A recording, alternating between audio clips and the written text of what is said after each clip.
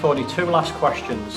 One, in your role, it's very unforgiving, isn't it, as a football manager? It's very, people expect results nowadays. That you don't have that time, do you? It's people expect results. I don't think just in football, I think in life in general, people have become impatient in terms of they expect to do something and get a result. How do you deal with that pressure of being at top clubs and having to perform constantly? How do you deal with that?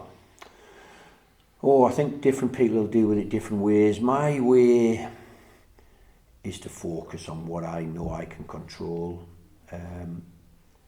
deal with people, make people the core of the business really, try and get excellence, try and have people with growth mindsets, people who want to develop, people who want to get better every day of their lives. That's footballers, that's coaches, that's kit men, that's dinner ladies, that's my secretary. I want people to improve and make the building better and the football team better. Ultimately, we all get judged on the result at the end of the day. We played last Saturday against Stoke and had 69% possession and double the shots they had, and they managed to lose 1-0. I can't control the end result other than I can control all of the bits going into preparing for a game, the environment that I create.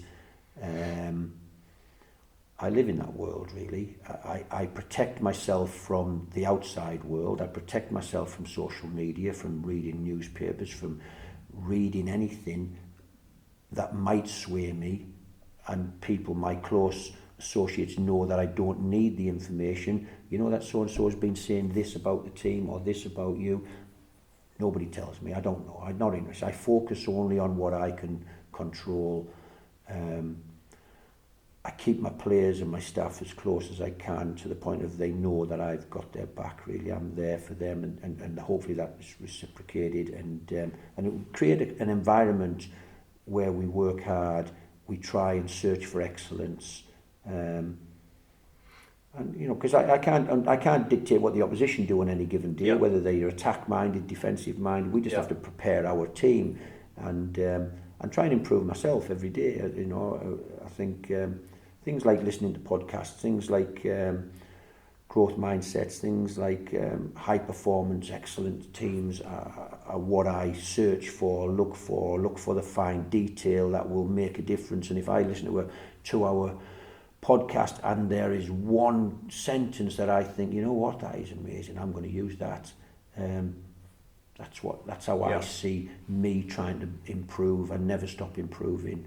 I say to my footballers, even when you're 35, 36, Stuart Downing, there's an example, Stuart Downing, 36 and a half, he's probably still one of our best players. I bring him on for the last 20 minutes of games if we need to control the game to see it out, or we're chasing a goal, he'll play the forward passes.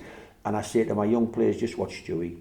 He can't train every day, his knee's a bit degenerative now, but just his ability on the ball, his forward passing, his eyes are always looking forward, all the things you ask players to do, your first touch, see the forward passes, be brave, wrap it through that tight gap, play it over the top. Stewie does all of that naturally, and he's an example to our young players. Yeah, and I think something you've said there, which I talk about with a model, is people developing themselves, and there's no coincidence that the success that you've had and you're constantly developing your mind and the people you put yourself around. Tony, I've absolutely loved that. I want to finish off with one thing.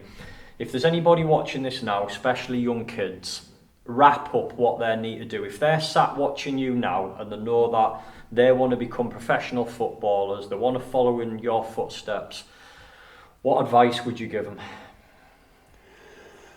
Well, I think it's a mindset. You have to have a strong mindset. You have to be a determined mindset. I think I'm going by my own story really, because I wasn't the most talented, and there might be some kids out there who are just supremely talented and their talent might take them where they want to be.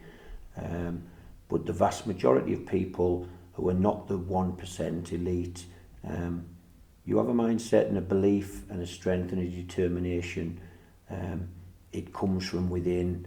It's like a fire in your belly that sometimes simmers and sometimes burns bright. Believe in yourself.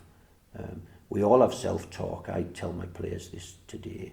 You go to bed at night, you turn the light off, there's just you. You might be with your wife or your partner, or you, for young kids, you're in your bedroom. You've turned your PS4 off, and just you and your thoughts. Keep driving yourself, keep encouraging yourself. Nobody's better at encouraging your own inert motivation and inspiration than yourself and your self-talk, really. And keep believing that you can get there, and that's how I managed to do it. By self-talk's always been in my life. When I turn the light off, then minutes before you sleep, just the thoughts that you have to get there, to achieve, to be a winner, to be a good person, to have human qualities and values, integrity, honesty, humility being the biggest word in my life around football. Be brilliant at what you do, but you don't have to tell the world. Let other people talk about it, and have all them qualities, and you will get there. Whatever's destined for you, have a dream and try and live it.